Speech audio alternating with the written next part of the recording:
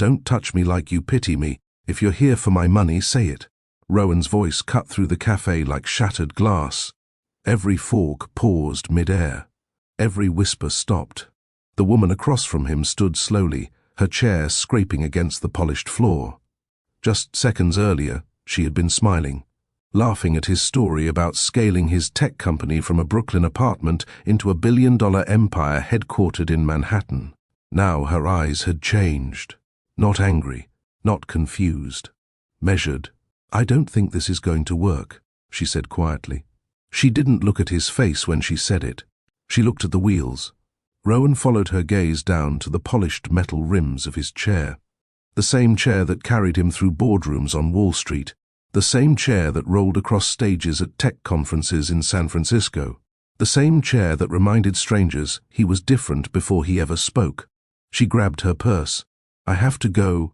No emergency call. No real explanation. Just distance. She walked past him. Didn't touch him. Didn't apologize. Didn't look back. The bell above the cafe door rang softly as she stepped into the New York night. Rowan stayed there, alone at a table meant for two.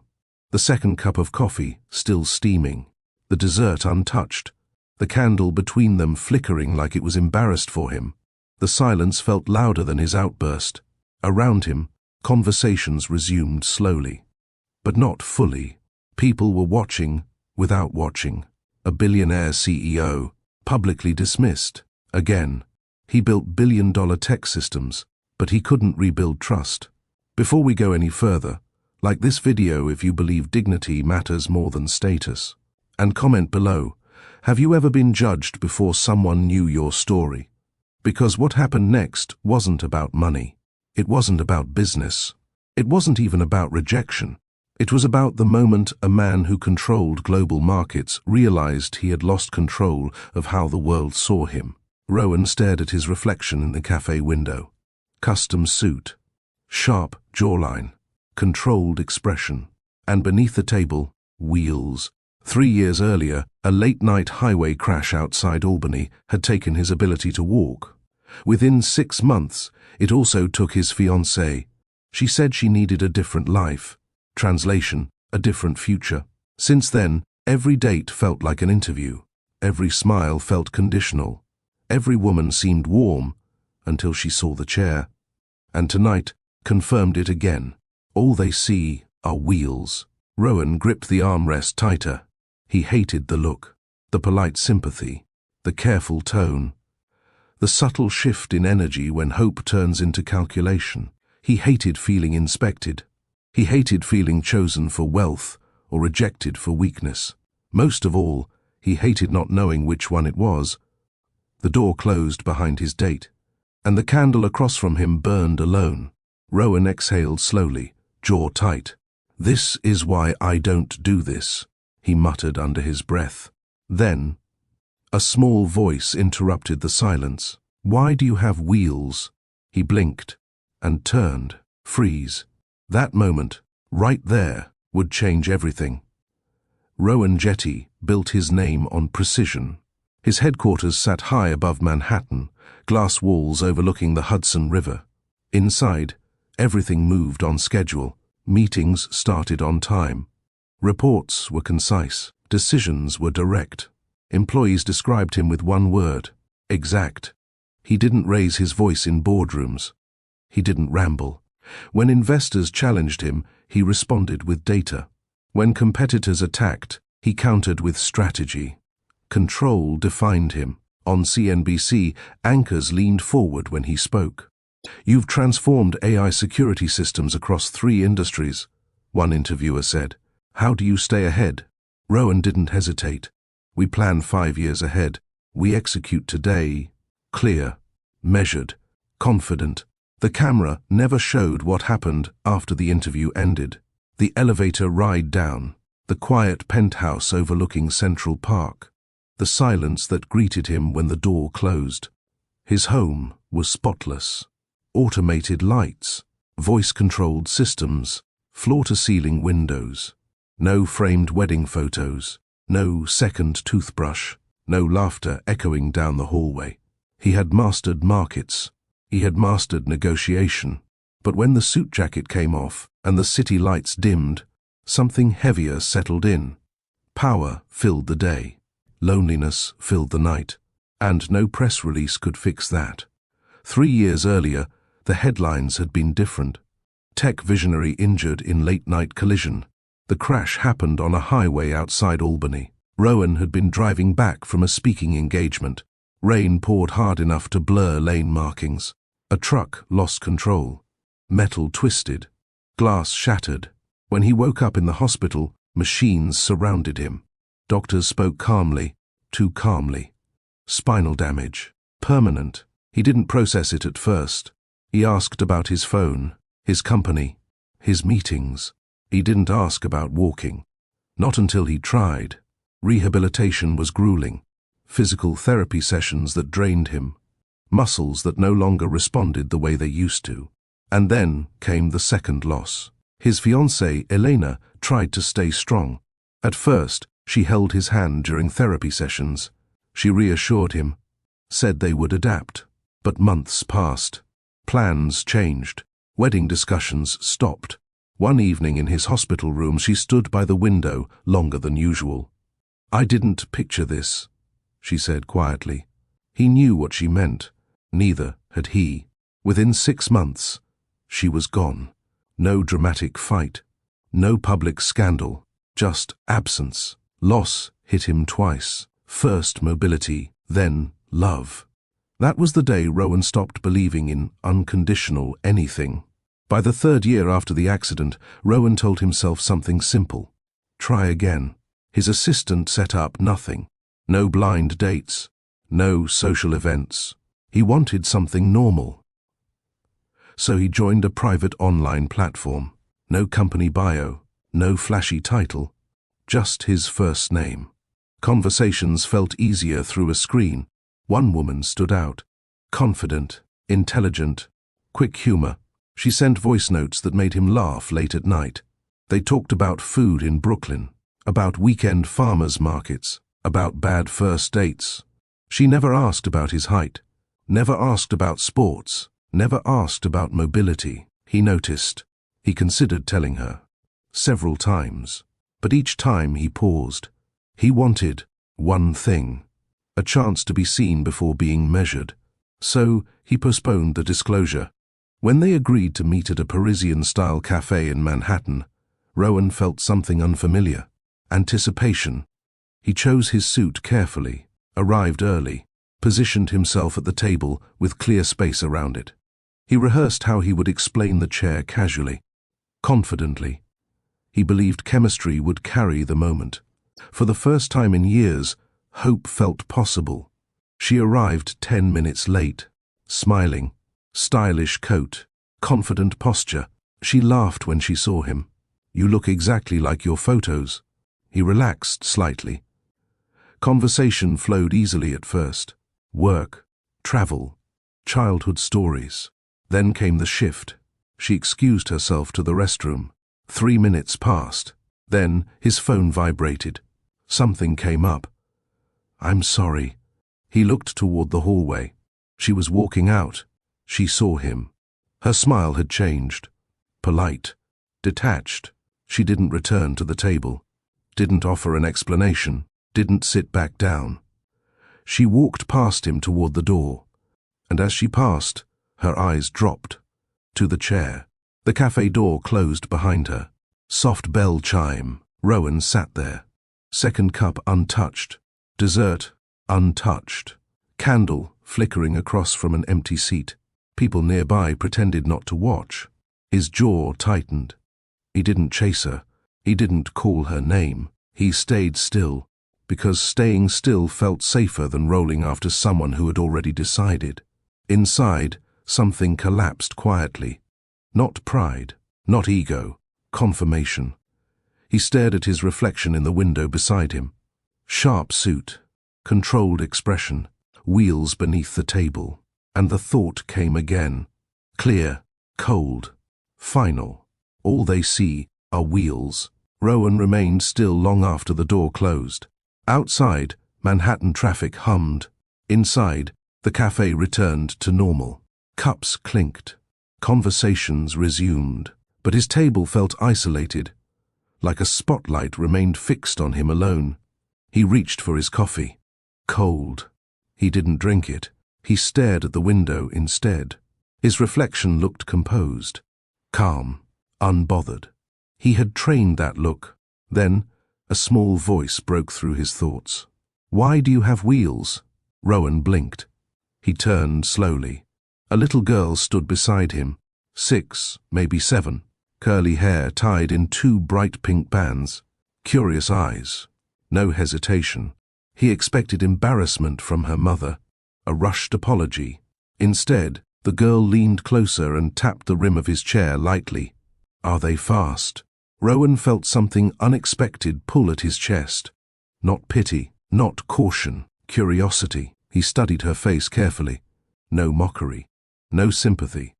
Just interest. "They're faster than your sneakers," he replied evenly. Her eyes widened. "For real?"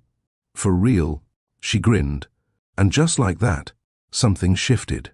The girl stepped back and positioned herself like she was preparing for a race. "Okay," she said seriously. "If we go to that door, who wins?" Rowan looked at the cafe entrance across the room. He almost declined, almost chose distance. But something about her directness disarmed him.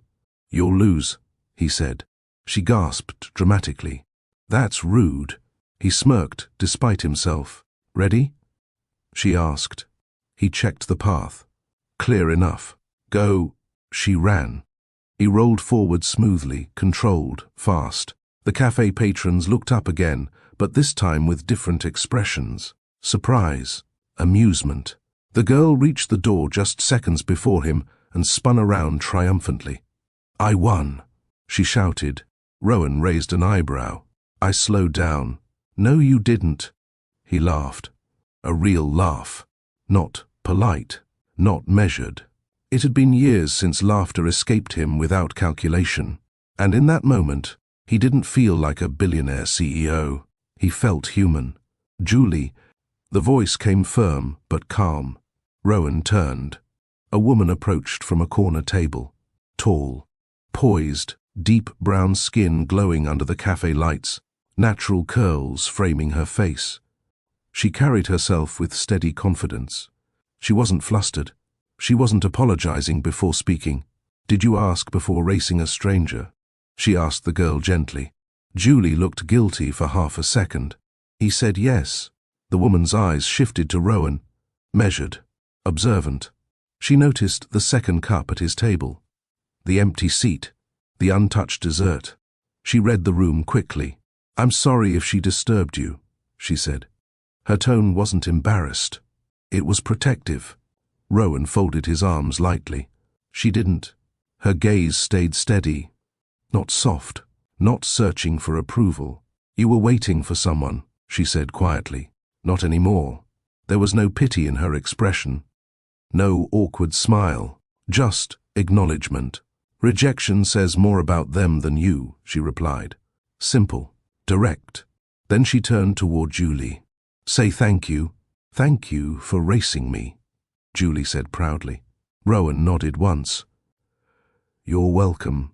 The woman gave him one final look. Not lingering, not flirtatious, evaluating. Then she guided Julie back to their table. Rowan remained near the door for a moment. The cafe felt different now, less hostile, less heavy. He watched as Julie climbed into her chair and animatedly explained the race to her mother. The woman listened attentively, focused fully on her child. Not once did she glance back at Rowan. That unsettled him more than rejection had. He was used to second looks, whispers, recognition. She offered none. She had seen him at his lowest moment of the evening and still spoke to him as an equal. No fascination with his wealth, no visible awareness of who he was, just calm presence. Rowan rolled back toward his table slowly. The words replayed in his mind. "Rejection says more about them than you." He glanced toward the woman again. She was laughing softly at something Julie said. Warm, grounded, unaffected by status. For the first time that night, He didn't feel reduced to wheels. He felt noticed, but not for what he expected, and something rare stirred inside him. He didn't want her to leave. Not yet. A week later, Rowan stood inside a renovated warehouse in Brooklyn. Exposed brick walls, long tables lined with refurbished laptops, posters about coding fundamentals taped neatly across a whiteboard. The space carried energy. Teenagers leaned over keyboards. A volunteer explained basic cybersecurity principles to a small group. Laughter echoed from the back, where younger kids worked on beginner robotics kits. Rowan had funded the center quietly months earlier through one of his foundations. He preferred anonymous impact. It removed expectation. But today, his executive team insisted on a site visit. Public relations needed photos. Donor engagement mattered. So, he agreed. He rolled past rows of students while the center director spoke enthusiastically beside him. These programs help underrepresented kids gain real technical skills, the director explained. Internships, college credits, certifications. Rowan nodded, focused. Then, he saw her. Jessie stood near a supply cabinet, reviewing attendance sheets. Hair pulled back, sleeves rolled neatly. No visible surprise on her face when their eyes met. Recognition flickered. Nothing more. "You work here?" Rowan asked when the tour paused near her station. "Yes," she replied evenly. "Part-time coordinator. For the donations?" he asked. "For the children." Her answer was immediate. The director quickly added, "Jessie has been instrumental in keeping the evening programs running." Jessie didn't smile. She didn't try to impress him. She returned to organizing materials as if his presence held no special weight. That unsettled him more than admiration ever could. The tour concluded near the entrance. Executives dispersed to take photos. Assistants gathered notes. Rowan lingered. Jessie approached with a clipboard in hand. "You'll want to review the equipment inventory," she said. "We're expanding enrollment next quarter. Direct. Efficient. No small talk." "You recognized me," he said. "Yes." "And you didn't mention it. There was no reason to." Her tone remained steady. Rowan studied her carefully. "You frequent the cafe often?" he asked. "Sometimes. And you didn't know who I was then?" She held his gaze. "No." He searched her expression for hesitation. "None." "You think I approached you intentionally?" she said calmly. It wasn't a question. He didn't answer immediately. Trust had become a calculation for him. Every interaction measured, every motive examined. After the accident, vulnerability felt dangerous. Jessie noticed the silence. "You assume single mothers look for leverage," she continued quietly. The words landed without hostility, just truth. "I don't chase men with money," she said. No raised voice, no dramatic emphasis. "I raise a child. I work 2 jobs. I build my own stability." Rowan felt something tighten in his chest. "I didn't say, you didn't have to," she interrupted softly. Students moved past them, laughing. The room remained active, but the tension between them sharpened. "I don't position myself around wealthy men hoping to be rescued," she continued. "I don't need rescue." Her words were firm but controlled. For a moment, Rowan felt exposed. He wasn't used to being addressed without caution. Most people softened their tone around him, adjusted their posture, smiled too much. Jessie did none of that. "You're defensive," he said quietly. "I'm protective," she corrected. A beat of silence stretched. Then she stepped back slightly. "If you want this center to grow, focus on the mission," she added. "Not on me." She turned and walked toward a group of students who needed assistance. She didn't wait for approval. She didn't glance back. Rowan remained near the entrance longer than intended. Executives approached with scheduling questions. He answered automatically, but his attention stayed fixed across the room. Jessie knelt beside a student, guiding him through lines of code. Patient, engaged, fully present. No performance, no calculation. Just work. He replayed her words. "I don't need rescue." That statement challenged something in him. Since the accident, he had assumed two possibilities in relationships: pity or pursuit of wealth. He hadn't considered a third: indifference to both. Jessie had seen him vulnerable in that cafe. She had seen the empty chair. And still, she refused to treat him as fragile or powerful, just equal. That unsettled him more than rejection ever had, because equality required something different. It required him to lower the walls he built after loss. As his team signaled that it was time to leave, Rowan gave one final look toward her. She didn't acknowledge it, didn't seek it, and that absence of need drew him in more than admiration ever could. For the first time since his accident, he felt something unfamiliar: respect, and beneath it, curiosity. He rolled toward the exit slowly, one thought echoing in his mind. She walked away without trying to secure anything from him, and he wasn't sure whether that relieved him or challenged him. Rowan told himself his next visit to the Brooklyn Tech Center was strategic. Equipment upgrades needed approval. A new coding lab required inspection. Expansion proposals had to be reviewed before funding cleared. Logical reasons, measurable reasons, safe reasons. But when his driver asked if the visit should be added to the recurring schedule, Rowan paused longer than necessary. Yes, he said finally. Bi-weekly. The center buzzed with activity when he arrived. Students were preparing for a local tech competition in Queens. Volunteers moved quickly between stations, whiteboards filled with diagrams and deadlines. Jessie stood near the front desk, coordinating arrivals. She glanced up when he entered. Recognition, nothing else. "Good afternoon," she said evenly. "Good afternoon." No tension this time, no reference to their previous exchange. He rolled toward the new computer stations and began discussing hardware specs with the director. His tone remained professional, focused, but every few minutes his attention drifted. Jessie moved through the room with quiet authority. She corrected attendance sheets, adjusted projector settings, settled a disagreement between two students without raising her voice. She wasn't trying to impress him. She was simply effective, and that unsettled him again, because he couldn't categorize her. Not opportunistic, not intimidated, not overly friendly, just steady. On his third visit, a subtle shift occurred. A tablet malfunctioned during a presentation. Jessie stepped forward to fix it. Rowan reached at the same time. Their hands brushed. Neither pulled back immediately. The contact was brief, but deliberate awareness followed. She looked at him directly, not shy, not lingering, measured. "Thank you," she said. "You handled that quickly," he replied. "I handle most things quickly," she answered calmly. He almost smiled. Later that evening, as students packed up, Julie ran toward him from the back hallway. "Mr. Rowan, we have new robots." He turned slightly, surprised by the enthusiasm. "Do you?" "Yes, come see." Jessie followed behind at a slower pace. "You don't have to entertain her," she said. "I don't feel entertained," he replied. Julie grabbed one of the robotic kits and began explaining its functions with exaggerated excitement.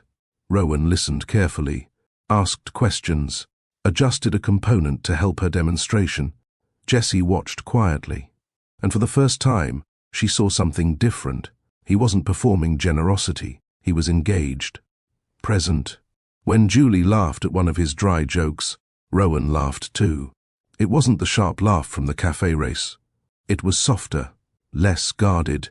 Jessie noticed. A week later, the center stayed open late for a student coding sprint. Most volunteers had left. Only a handful of kids remained. Julie appeared again with that familiar spark in her eyes. "Race?" she asked boldly. Jessie sighed lightly. "Julie." "It's fine," Rowan interrupted. The hallway stretched long and clear. Fluorescent lights reflected against polished floors. Julie crouched dramatically. "Ready?" Rowan positioned himself beside her. "Go." She sprinted forward. He propelled smoothly, wheels gliding with practiced efficiency. Students looked up and laughed at the unexpected competition. Julie reached the end first and threw her hands into the air. I win again. Rowan raised one eyebrow. I let you. No, you didn't. Jessie stood at the end of the hallway, arms folded loosely. But she wasn't frowning. She was watching him, watching the way he interacted without distance, without guarded sarcasm. Just a man racing a child for no reason other than shared joy. For the first time since meeting him, she didn't see arrogance. She saw fear beneath control, and something gentler underneath that.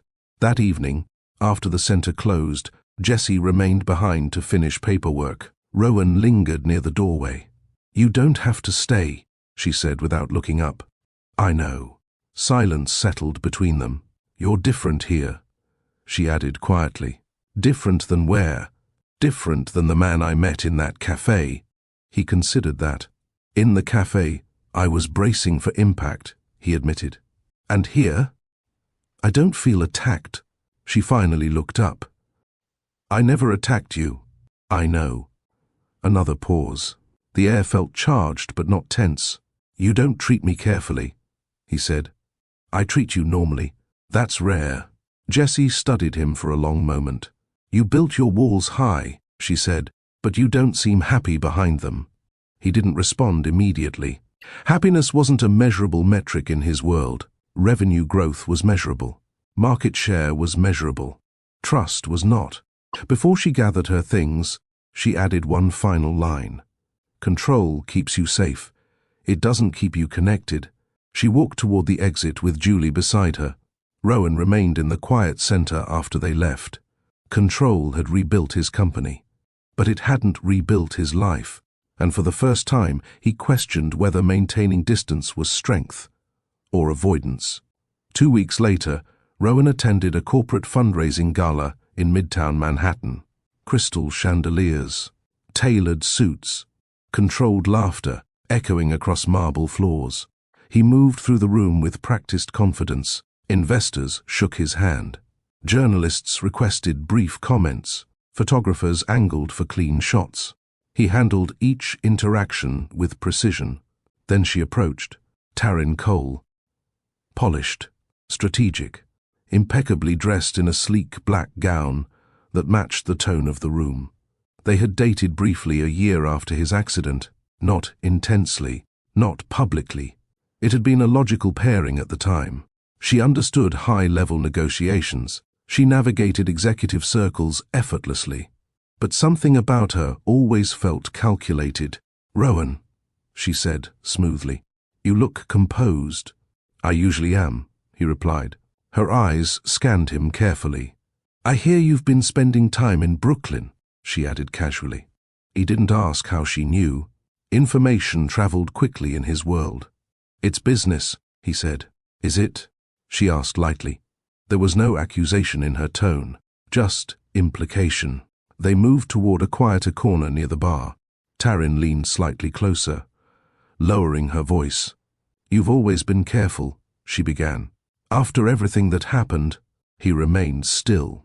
And now there's a woman involved, she continued. Single mother, community center, convenient proximity. His jaw tightened. You're making assumptions. I'm the first, she countered calmly. She swirled her drink once. Single mothers don't approach billionaires accidentally. The sentence landed with quiet force. Rowan didn't answer. He had seen opportunism before. Subtle positioning, strategic vulnerability. Taryn noticed the flicker of doubt in his eyes. I'm not judging her, she added. I'm protecting you. He had heard that tone before. Concern disguised as caution. What do you want, Taryn? He asked. Nothing, she replied. Just clarity. Then she stepped away as another executive approached him. But the seed had already settled. That night, Rowan sat alone in his penthouse overlooking Central Park. City lights shimmered below. He replayed the last few weeks in his mind. Jessie's firm tone, her refusal to flatter, her independence, her lack of visible interest in his status. Was it authenticity or strategy? He hated that the question even formed. He prided himself on reading people accurately. In business, he rarely miscalculated motives. But personal history had altered his perception. After the accident, he watched people's expressions change when they thought he couldn't see. Pity disguised as admiration, curiosity masked as kindness. He leaned back in his chair. Was he protecting himself or projecting fear? Taryn's words echoed again. Convenient proximity. He exhaled slowly. The problem wasn't Jessie. The problem was uncertainty, and uncertainty felt dangerous. 3 days later, Rowan visited the Brooklyn Center earlier than usual. Jessie stood near the storage room reviewing supply invoices. "Do you have a minute?" he asked. She looked up immediately. "Yes." His tone was different, tighter. "Did you know who I was that night in the cafe?" he asked directly. She studied him. "I answered that already." "Answer again." A beat of silence passed. "No. And when you saw me here, I recognized you, and you didn't think that proximity might look intentional?" Her expression hardened slightly. "Intentional how? You positioned yourself around me." The words left his mouth sharper than intended. Students moved past them, unaware of the shift in atmosphere. Jessie's voice remained steady. "You think I aligned my job around your schedule?" "I think it's possible," he said. Her jaw tightened. "You don't get to question my dignity because someone else planted doubt in your head." He said nothing. "I don't structure my life around wealthy men," she continued calmly. "I structure it around my daughter." Her eyes held his firmly. "If you are afraid, say that," she added. "But don't reduce me to a strategy." The tension thickened. He realized, too late, that his accusation carried more weight than he intended. "You're defensive," he said again. "I'm insulted," she corrected. A long pause followed. Then she delivered the line that shifted everything. "I survived worse than rejection," she said quietly. "I won't survive disrespect." No raised voice, no dramatic exit. She simply stepped past him and continued her work. Rowan remained where he was. The room felt colder. For the first time since their cafe encounter, he saw distance in her posture. Not indifference, withdrawal. And as she walked away without asking for anything, without defending herself beyond truth, he felt something tighten in his chest. He hadn't protected himself. He had pushed her away. And this time, the loss felt immediate. The next week, Rowan did not visit the Brooklyn Center. He told himself he was busy. Quarterly earnings, investor briefings, a product launch scheduled in San Francisco. His calendar remained full. His office remained efficient. But something felt off. When the center director sent a routine update email, Rowan read it twice. No mention of Jessie. No reference to him either. Just progress reports. Student enrollment up. Equipment functioning well. Programs expanding. Normal. Yet the absence of personal interaction felt louder than rejection ever had. He almost scheduled a visit. Then stopped. Pride intervened. If she felt insulted, she could clarify. If she valued the connection, she could reach out. He had made the accusation. But part of him still waited for her to bridge the distance. She didn't. Days passed. The silence settled heavily. Rowan returned unexpectedly the following Friday afternoon. No press team, no executive entourage, just him. The center buzzed with after-school energy. Students typed rapidly. Volunteers rotated between stations. Jessie stood near the front desk, focused on organizing sign-in sheets. When she saw him, her expression did not shift. "Good afternoon," she said politely. Professional. Nothing more. Before he could respond, a familiar small voice interrupted. "Mr. Rowan." Julie ran toward him, nearly tripping over her own sneakers. "You didn't come last week," she said bluntly. He hesitated. "I was busy." Julie tilted her head. "Are you sad again?" The question landed harder than he expected. Jessie stiffened slightly. "That's not polite," she corrected her daughter. "It's fine," Rowan said quietly. Julie's eyes remained wide and unfiltered.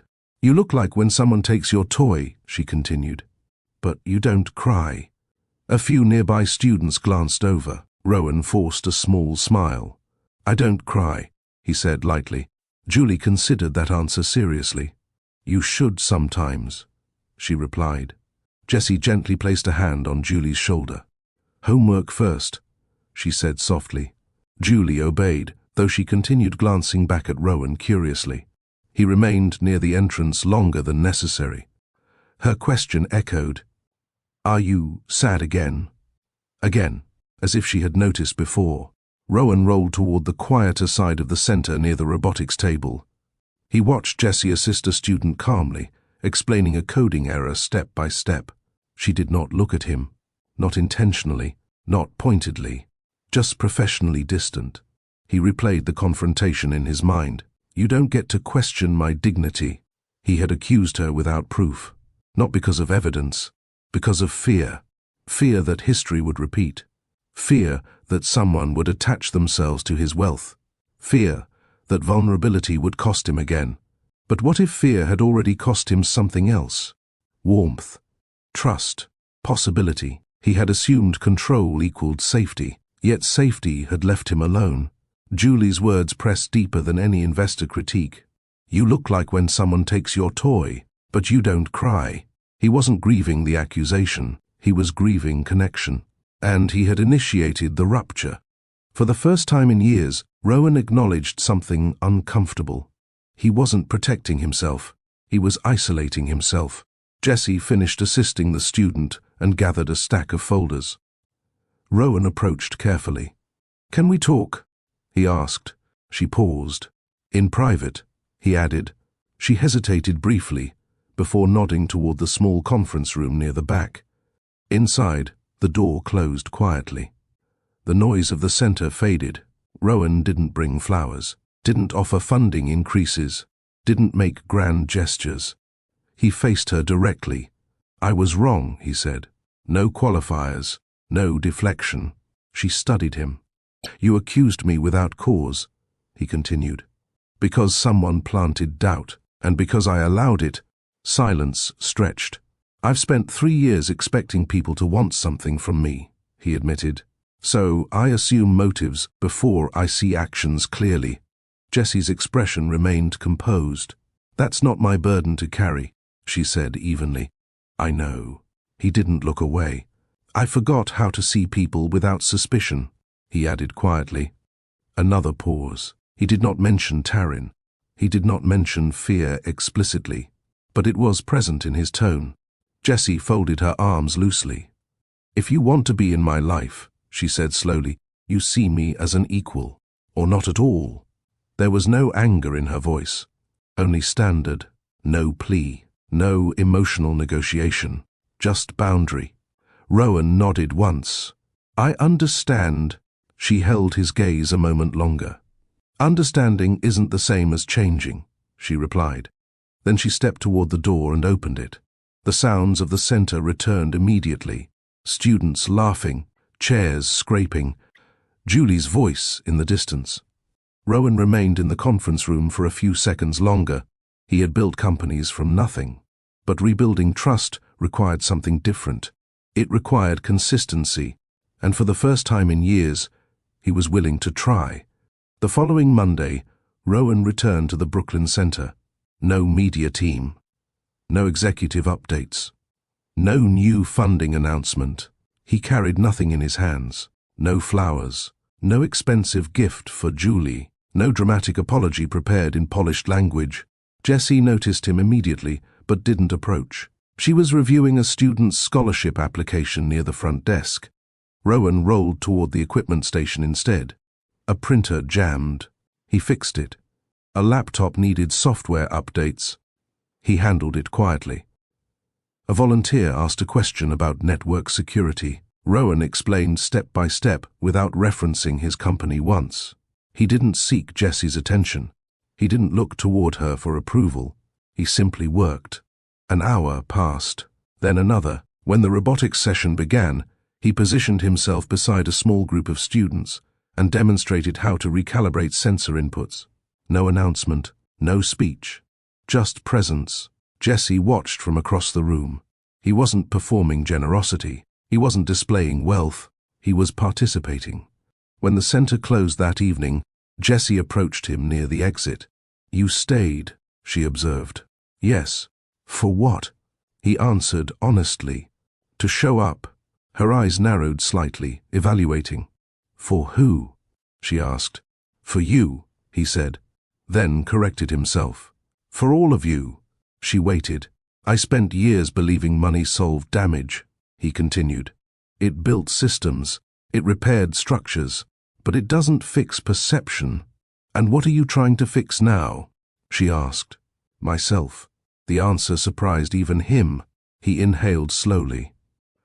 "I forgot how to see people clearly," he admitted. "I evaluate risk before character." Jessie didn't soften.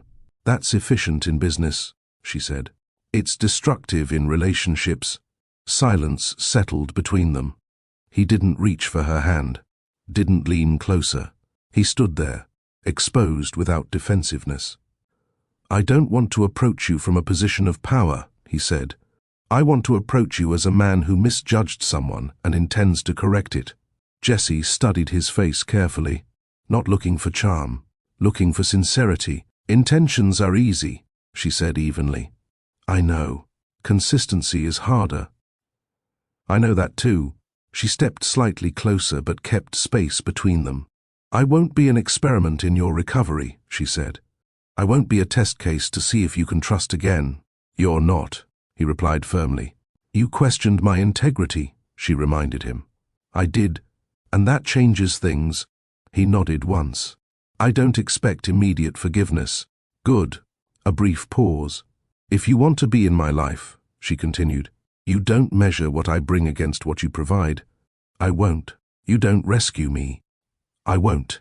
"You don't assume I need saving because you have resources." "I won't." Her voice remained calm, but her eyes carried depth. "And you understand that my daughter comes first," she added. He didn't hesitate. "She should." Jessie held his gaze for several seconds. "You don't get access to us because you apologized," she said. "You get access because you prove you respect us." The word "prove" lingered in the air. Over the next 2 weeks, Rowan returned consistently. Not daily, not aggressively, but predictably. He assisted with curriculum planning, reviewed grant proposals without attaching his company's name, helped set up weekend workshops for high school students preparing for tech internships. He never mentioned Taryn. He never referenced his prior suspicion. He allowed his actions to speak. Julie gradually resumed her open enthusiasm. "Race?" she asked again one afternoon. "Homework first," Rowan replied lightly. Jessie noticed the shift. He no longer sought validation through grand gestures. He asked before assisting. He listened before advising. One evening, as the last student left, Rowan prepared to exit. Jessie stood beside the door. "You're different," she said quietly. "I'm trying to be." She nodded once. "I see that." The words were small, but significant. She didn't step closer, didn't initiate anything romantic, but the guarded distance in her posture had softened, not gone. Softened. "You can stay for coffee," she added, after a brief pause. It wasn't dramatic. It wasn't a date. It was an opening. And Rowan understood something important in that moment. Humility doesn't demand entry. It earns it. He followed her back inside, not as a billionaire CEO, but as a man learning that respect must precede connection. 3 nights later, Rowan sent a simple message. No dramatic wording, no luxury location. "Would you like to have coffee with me?" Same place. Jessie read it twice before responding. Yes. The cafe in Manhattan looked exactly as it had that first night. Soft jazz, warm lighting, exposed brick walls, small round tables near tall windows overlooking the street. But this time, Rowan arrived without anticipation built on illusion. He wasn't hiding anything. He wasn't testing chemistry before disclosure. He was simply showing up as himself. When Jessie entered, she wore a fitted navy coat and confidence that didn't rely on approval. She walked directly toward him. No hesitation, no scanning the room, no evaluating the chair. "Good evening," she said. "Good evening." This time, There was no second chair across from him. She didn't sit opposite him. She pulled her seat closer, beside him, close enough that their shoulders almost touched. It wasn't accidental. It was intentional. And that subtle choice changed everything. The waiter approached. They ordered simply. No extravagant dishes, no stage display. As the cafe resumed its quiet rhythm around them, Rowan noticed something. He wasn't bracing. He wasn't rehearsing lines. He wasn't scanning her expression for doubt. She wasn't studying him for status. They were just there, side by side. "So," she said lightly, "is this the official redo?" "Yes," he replied, without suspicion. "Good." A pause. "I was angry," she admitted. "Not because you questioned me, but because you assumed I needed something from you." "I know," he said. "I've built stability on my own," she continued. "I won't let someone rewrite that narrative." "You shouldn't," he replied. She studied him briefly. "You seem calmer." "I'm not trying to control the outcome," he admitted. "And what are you trying to do?" "Stay present." That answer satisfied her more than anything polished ever could. Their shoulders brushed lightly when she reached for her cup. Neither moved away. The closeness felt natural, unforced. For the first time, Rowan spoke about the accident without compressing it into clinical detail. "It wasn't the wheelchair that changed me the most," he said quietly. "It was the silence afterward." Jessie listened, not interrupting. "When people think you're strong, they don't ask if you're struggling," he continued. "They assume you've adapted." "And had you?" she asked gently. "In business, yes. In life, no." The honesty settled between them. Jessie inhaled slowly. "I've been underestimated most of my adult life," she said. "Single mother, working 2 jobs. People assume desperation before discipline." He turned slightly toward her. "I underestimated you." "Yes, I regret that." She nodded once. "Good. No drama. No lingering resentment. Just acknowledgement." Outside the window, New York traffic moved steadily. Inside, something steadier formed between them. He wasn't seeking validation. She wasn't proving independence. They were exchanging truth. The conversation extended longer than either expected. Stories replaced guarded statements. He shared childhood memories of coding in a small Queens apartment.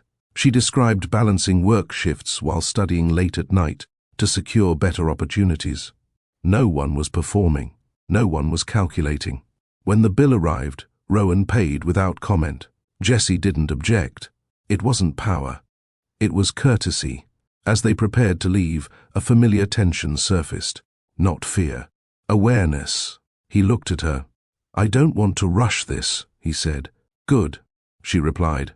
"But I also don't want to pretend I don't feel something." She held his gaze steadily. "Then don't pretend." The air between them shifted slightly. He moved carefully, giving her time to step back if she chose. She didn't.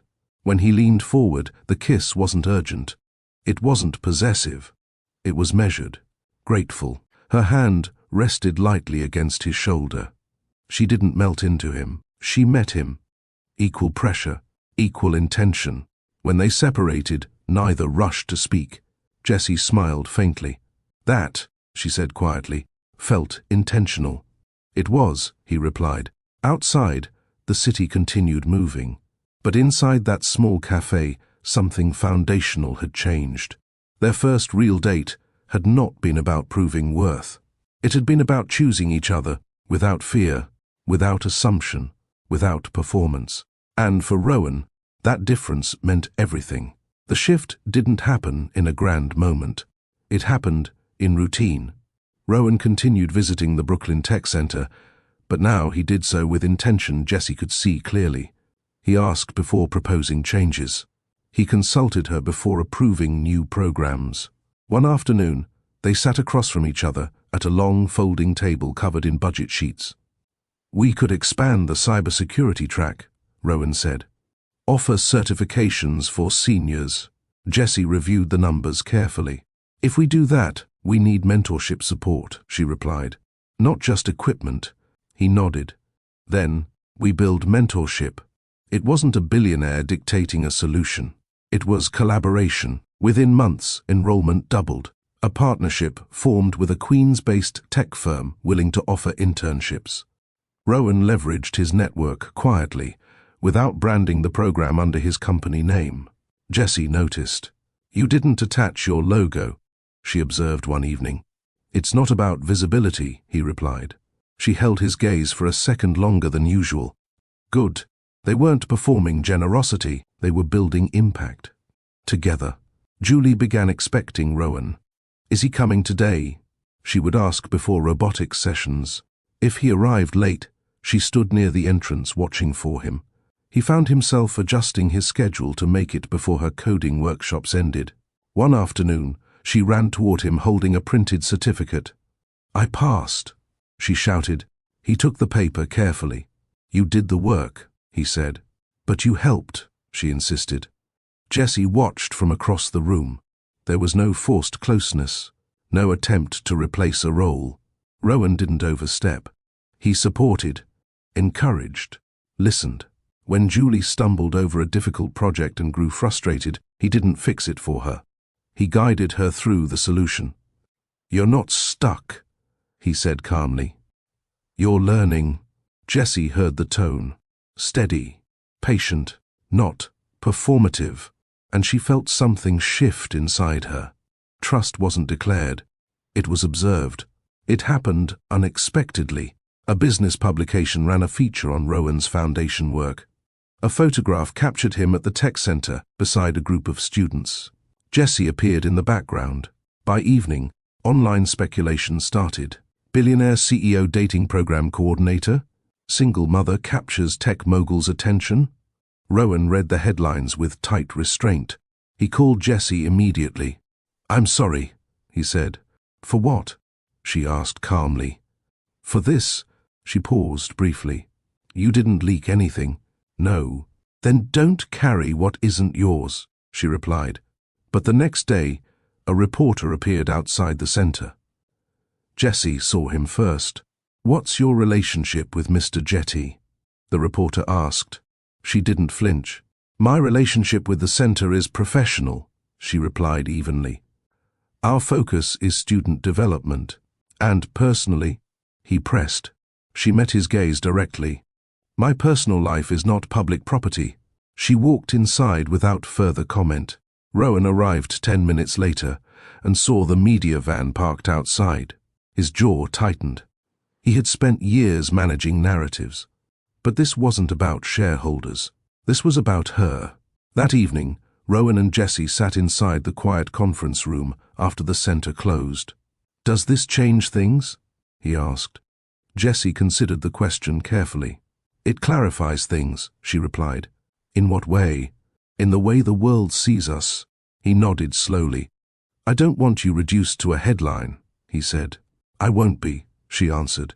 Her tone was calm but firm. "You don't define me," she continued. "And I don't define you. What we build together stands on its own." He studied her face. "No fear?" he asked. "I've faced worse than gossip," she said quietly. A brief silence passed. "If this becomes public," he continued, "I won't frame it as charity." "Good," she replied. "Because you're not—" The words lingered between them. Outside, Manhattan traffic moved steadily. Inside, the weight of visibility settled lightly but firmly. They were no longer private possibility, they were visible. And visibility tests connection differently than isolation. Jessie leaned back slightly. "If we move forward," she said, "we move forward openly." "No hiding," he agreed. "No rescuing," she added. "No rescuing," he confirmed. They weren't building a story around pity. They weren't crafting an image around redemption. They were choosing partnership, equal, intentional, and aware that the next step would require standing beside each other, not behind one another. The annual Innovation and Impact Summit in New York City had always been Rowan's stage. Major investors attended, national media covered it. Industry leaders filled the ballroom at a midtown convention center overlooking the Hudson. For years, Rowan had taken that stage alone. This year, He sent Jesse an invitation, not as a guest seated in the audience. As his partner. It will be public, he told her. There won't be quiet corners. She considered that carefully. And you won't frame me as a feel-good story? She asked. No. And you won't introduce me as someone you saved? I wouldn't insult you like that. She held his gaze, searching for hesitation. She found none. Then I'll come, she said. The night of the summit, the ballroom shimmered with controlled elegance. Cameras lined the back wall. Company logos illuminated massive LED screens. Rowan wore a tailored charcoal suit. Jesse stood beside him in a deep emerald gown, natural curls styled neatly, posture steady. She did not cling to him. She stood, equal height in presence, even if not in inches. Whispers traveled quickly through the room. That's her. He didn't react to the murmurs.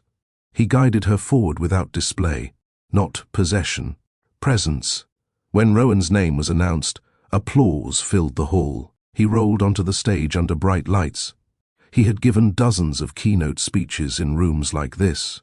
He knew how to control them, but tonight, control wasn't the goal. After acknowledging partners and sponsors, he paused. There's someone I'd like to recognize, he said. The audience quieted. He turned slightly toward the side of the stage. Jessie. A spotlight shifted. She walked forward calmly. No hesitation, no exaggerated smile. Just steady steps. When she reached him, he didn't take her hand as a display. He positioned himself beside her. This woman, he continued, did not enter my life through a boardroom. She entered through a community center. Soft murmurs followed. She did not approach me for access, he added. She challenged me to grow. Jessie didn't look at the crowd. She looked at him. And she reminded me that equality is not charity, he finished. The applause that followed felt different. Not polite. Not transactional. Genuine. Rowan adjusted the microphone slightly. For 3 years, he said, I believed strength meant control. I believed wealth insulated me from vulnerability. The room listened closely. But control without connection isolates you, and wealth without humility blinds you. He let the words settle. When I lost my mobility, I assumed I had lost something essential. I thought the world would see me as incomplete. He paused briefly. Some did. A faint ripple of recognition moved through the audience. But I learned something important, he continued. Disability does not reduce dignity, and independence does not require distance. He turned toward Jessie slightly. Being seen is different from being admired, he said, and being chosen is different from being needed. Jessie's expression remained composed, but her eyes softened. We don't build strong companies alone, he added, and we don't build strong lives alone either. He looked out over the crowd. If you measure people by what they lack, you will miss what they offer. Silence filled the ballroom for a brief second. Then applause rose again, stronger this time. Not for profit margins, not for stock growth, for truth. After the speech, guests approached with congratulations. Some offered business praise. Others expressed admiration for his transparency. Jessie handled each conversation gracefully, not overshadowed, not presented as a symbol, simply present. Near the front row, Julie stood between 2 volunteers from the center. She waved enthusiastically when Rowan and Jessie approached. You were loud, she said proudly. Was that bad? Rowan asked. No. She grinned. It was brave. Jessie knelt briefly to straighten Julie's dress. Rowan watched them with quiet reflection. The room still buzzed with conversation, but his focus narrowed. Months ago, he had feared being seen publicly beside someone, feared misinterpretation, feared exposure. Now he felt something different. Clarity. He turned slightly toward Jessie. You stood there without hesitation, he said quietly. I don't stand where I don't belong, she replied. He nodded once. And do you belong here? She held his gaze. Yes. No uncertainty. No apology. Just certainty. In that moment, surrounded by cameras and executives and headlines waiting to be written, Rowan understood something fully. He had once believed his greatest fear was being rejected, but his greatest risk had been refusing connection. Tonight, he didn't stand alone on stage. He stood beside someone who didn't need his rescue. And that made the choice mutual, public, intentional. For the first time in years, the spotlight didn't feel isolating. It felt shared. 6 months later, Rowan sat near the large window of the expanded Brooklyn Tech Center, watching students move between workstations with focused energy. The original warehouse space had doubled. 2 additional rooms now carried advanced coding labs. A partnership in the Bronx had launched. Another location in Harlem was scheduled to open by spring. Across New York, enrollment had tripled, not because a billionaire needed better headlines, because opportunity had multiplied. Rowan rested his hands lightly on the wheels of his chair, observing the rhythm of the room. Jessie sat beside him reviewing grant proposals for the next expansion phase. She no longer looked like a coordinator balancing survival. She looked like a leader shaping systems, which she was. He didn't insert himself into every decision anymore. He asked questions. He listened. He deferred when her judgment surpassed his in areas of lived experience. That was new for him. Humility once felt like surrender. Now it felt like alignment. From down the hallway, Julie's laughter echoed loudly as she demonstrated a robotics prototype to a small group of younger students. "Watch this," she shouted. Rowan smiled automatically. Months ago, he had feared attachment, feared investing emotionally in anything he could not control. Now, attachment felt steady, not fragile. He turned slightly toward Jessie. "You built something strong here," he said quietly. "We built it," she corrected. He didn't argue. He no longer felt the need to claim singular credit. Outside, snow began falling lightly over Brooklyn rooftops. The city moved steadily as always. Taxis honked. Subways rumbled. Markets opened and closed. But inside this building, something had changed his life, in ways no acquisition ever had. There was no dramatic transformation. He still faced investors, still negotiated contracts, still commanded rooms when necessary. But he no longer feared being seen beyond performance. He no longer assumed admiration equaled affection, and he no longer believed rejection defined him. The memory of that first date still surfaced occasionally. The empty chair, the cold coffee, the woman walking out without explanation. For years, he had allowed that moment to confirm his worst fear. All they see are wheels, but that narrative had been incomplete. Some saw wheels, others saw weakness, but one little girl had seen speed, and one woman had seen character before status. Disability had changed his body. It had not reduced his dignity. Wealth had expanded his reach. It had not replaced warmth. Rejection had wounded his pride. It had not defined his identity. And love, real love, had required something he once avoided: humility. Jessie closed her laptop and leaned back slightly in her chair. "You're thinking again," she said softly. "Reflecting," he corrected. "About fear." She turned her body slightly toward him. "You're not afraid now?" He considered the question carefully. "I'm still cautious," he admitted. "But I'm not hiding." That was the difference. Before, he had built walls high enough to keep pain out. He hadn't realized those same walls kept connection out too. Julie ran toward them with a half-assembled robot in her hands. "Mom, Mr. Rowan, it works." She set the device down and activated it. The small machine rolled forward smoothly across the polished floor. Rowan laughed. "Fast," he said. "Very fast," Julie replied proudly. Jessie watched both of them with quiet contentment. In that moment, Rowan understood something deeper than success. Control builds systems, but vulnerability builds belonging. He looked at Jessie. "I'm glad you didn't leave that night," he said. "In the cafe?" she asked. "Yes." She smiled faintly. "You didn't ask me to stay," she replied. He held her gaze. "I would have now." She reached for his hand lightly, not to steady him, not to guide him, just to connect. Around them, students continued typing. Laughter echoed. The city carried on beyond the walls. Rowan once believed strength meant standing alone. Now he knew strength meant standing beside someone without armor. The wheels beneath him had carried him through boardrooms and stages, but they had never defined him. What defined him now was choice. The choice to trust. The choice to apologize. The choice to show up without control as a shield. He glanced down at his chair briefly, then back at the room filled with possibility. The wheels never made him small. Fear did, and love removed it. Rowan looked around the room one last time before the evening workshop began. Students filled the tables, laptops open, eyes focused, futures forming in real time. Jessie stood near the whiteboard reviewing tomorrow's agenda. Julie laughed in the hallway as her robot zipped past another student's shoes. This was not a boardroom.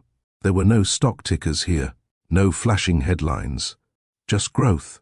Rowan rolled forward slightly and tapped the table gently to get everyone's attention. "Can I say something before we start?" he asked. The room quieted. He looked at the students first, then at Jessie, then at Julie. "I used to believe strength meant never needing anyone," he began calmly. "I believed success meant proving something to the world." A few students leaned forward. "I built companies that changed industries," he continued, "but I almost built a life that kept me alone." Silence filled the room.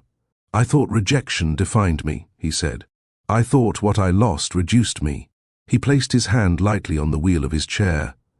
"This," he said, "this changed how I move. It did not change my worth." The students listened carefully. "And money," he added. "Money can build buildings. It can fund programs, but it cannot replace warmth. It cannot replace respect, and it cannot replace love." Jessie watched him quietly. "I learned something important," Rowan continued. "People will judge you before they understand you. Some will walk away. Some will underestimate you. Some will see only what's visible." He paused. "But the right people will look deeper." His eyes found Julie's across the room. "The right people will ask questions instead of making assumptions." He turned toward Jessie. "The right people will challenge you instead of using you." He looked back at the students. "And you must never reduce yourself to someone else's misunderstanding."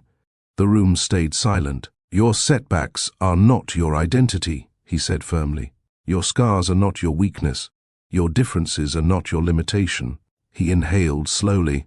"If you lose something, you are not finished. If someone leaves you, you are not less.